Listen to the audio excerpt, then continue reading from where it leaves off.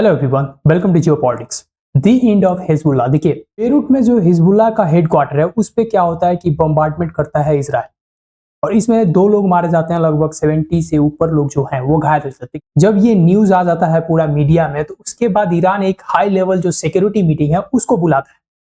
और इस काउंसिल में मुझे पर्सनली लग रहा था कि ईरान के जो खामिनी है, जिन्होंने भारत की तुलना किया था गाजा से, गाजा के जो मुसलमान है उनके जैसा भारत के मुसलमानों का हालत है, उन्होंने तुलना किया था। तो मुझे लगा था कि ये लोग मिल के इजराइल के अगेंस्ट में एक बहुत बड़ा प्लान करेंगे, और हो सकता है कि आने वाले 24 घंटा 48 घंटा में एक बहुत बड़ा अटैक करेंगे। लेकिन इंटरेस्टिंग ये बात है कि अब न्यूज में ये आ रहा है कि जो खामनी है उनको अंडरग्राउंड कर दिया गया है, क्योंकि उनका कहना यह है कि अगला टारगेट कौन है, खामनी है, और मोसाद पूरी तरीके से पीछे लग गया है। तो आप इससे अंदाजा लगा सकते हो कि इजराइल का जो मोसाद एजेंसी है उसका डर कितना ज्यादा है।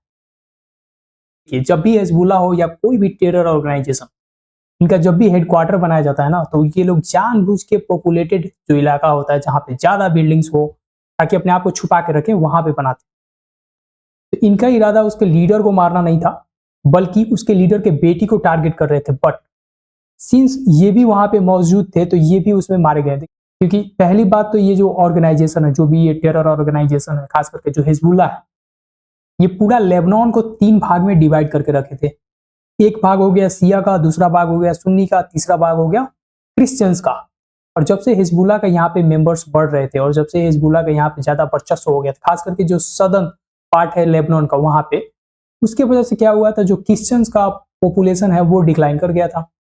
और आज के दिन में सबसे ज्यादा अगर कोई सेलिब्रेट कर रहा है, सबसे ज्यादा अगर खुशियां मना रहा है, तो वो है वहां के क्रिश्चियंस। और सीरिया के लोग भी अपने सड़कों पे उतर के खुशियां मना रहे हैं, ताकि ये जो इंसान है वो मर गया।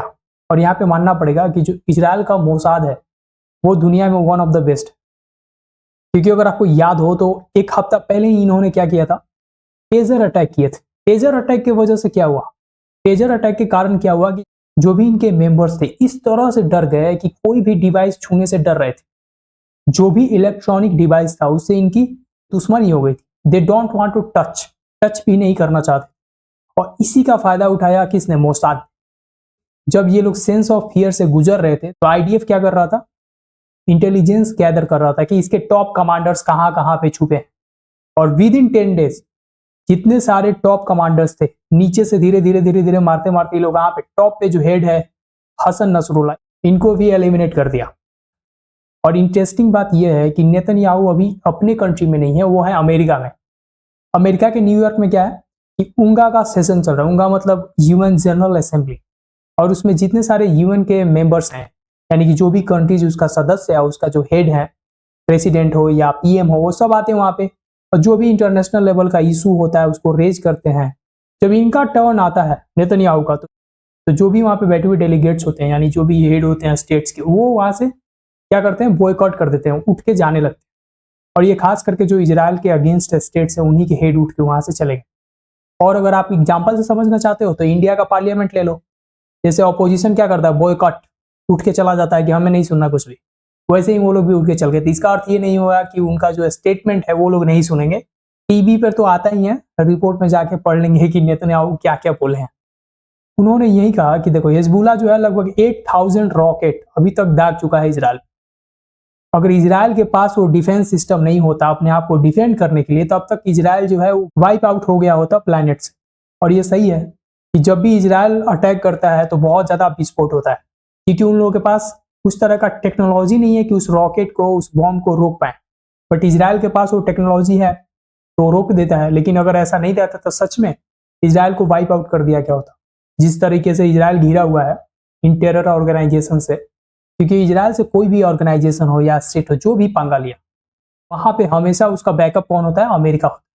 और अमेरिका अभी भी सपोर्ट करती है। अमेरिका में इलेक्शन चल रहा है, तो अमेरिका में जो भी पार्टी हो, डेमोक्रेट का हो या रिपब्लिकन का हो, वो जानबूझ के खुल के तो समर्थन नहीं कर पाएंगे। बट जो भी इनका एड है, लगभग 8 बिलियन का जो पैकेज है अभी आया है, ताकि जो ऑपरेशन कंटिन्यू रखो, एग्जीक्यूट करो, सबको एलिमिनेट करो। क्योंकि आप जो भी यहाँ पे लीडर देख रहे हो ना, ये हिजबुल्लाह लोगों का, इन सब को कहीं ना कहीं यूएस क्या कर रखा है, टेररिस्ट घोषित कर रखा है। इनको मारने में कोई आपत्ति नहीं है इजराइल को, और अमेरिका बिल्कुल सपोर्ट करेगा इसका, चाहे वहां पे कोई भी गवर्नमेंट क्यों ना हो। और इन सब घटनाओं की वजह से ईरान में एक सेंस ऑफ फियर वो बढ़ रहा है, क्योंकि अब तो यहाँ पे जो टॉप लीडर था उसको एलिमिनेट कर दिया गया है। लेकिन सवाल ये है कि जो लेबनान है, खास करके जो साउथ लेबनान है जहाँ पे सिया कम्युनिटी के लोग रहते हैं, वो बहुत मानते थे इनको, जो ये हिजबुल्लाह के टॉप लीडर हैं हसन नसरुल्लाह। मतलब कहने का तात्पर्य यह है कि ये तो एक क्लेरिक थे, मतलब कि रिलीजन से रिलेटेड, तो इनको कहीं ना कहीं कह लो कि वहाँ की जो लोग हैं वो बहुत मानते थे, एज ए हीरो मानते। बट इसके वजह से क्या हुआ कि इजराइल के प्रति जो हेटरेट है वो बढ़ेगा इन लोगों के बीच, और इसी की वजह से इजराइल ने बोला है कि अभी ये जो वॉर है अभी इंट नहीं हुआ है। मतलब कहने का तात्पर्य है कि जो भी गोला बारूद इन लोगों ने छुपा रखा है उसको भी हम लोग क्या करेंगे, खत्म करेंगे, तब हम लोग दम लेंगे। और यहाँ पे इजराइल सच में रुकने वाला नहीं है। पहले तो इन्होंने हमास का जो लीडर था उसको खत्म कर दिया, हनिया को। अब धीरे धीरे क्या किया कि इनके कमांडर्स को मार दिया, अब टॉप लीडर को ही इन्होंने साफ कर दिया। और अब न्यूज रिपोर्ट का माने तो अगला टारगेट कौन है? खामिनी है, क्योंकि इन्हीं के देख रेख में जो हिजबुल्ला है वो फल फूल रहा था। हिजबुल्ला का जो भी फंडिंग था कहाँ से आता था? ईरान से आता था। ईरान का जो रिवोल्यूशनरी गार्ड्स हैं वही इसको फंड करते थे, और उन्हीं के इशारे पे हिजबुल्ला काम भी करता था। बट अभी जो हिजबुल्ला है वो बिल्कुल लीडरलेस है। हाँ, ऑफ कोर्स ये लोग अगला लीडर तो सेलेक्ट करेंगे, बट जो हिजबुल्ला के मेंबर्स हैं उनके पास इतना ज्यादा मोराल नहीं है कि वो इजराइल के अगेंस्ट में क्या करें, रॉकेट लॉन्च कर सकें। क्योंकि जब से मोसाद ने डिवाइसेस को एक्सप्लोर किया है ना, तब से इनके सारे मेंबर एक तरह से पूरे तरीके से डरे हुए हैं। और इस डर का अब रिजल्ट आप देख सकते हो खामनी पर, क्योंकि ये खामनी जा चुका है कहाँ पे? बंकर में। अब ये छुप गया, अंडरग्राउंड हो गया है। और हो सकता है कि आने वाले दिनों में ये न्यूज है कि जो खामनी है उसको भी इन्होंने क्या कर दिया, एलिमिनेट कर दिया। तो आई होप ये जो न्यूज है आपको समझ में आया होगा। This is it from my side, see you in the next video. Thank you.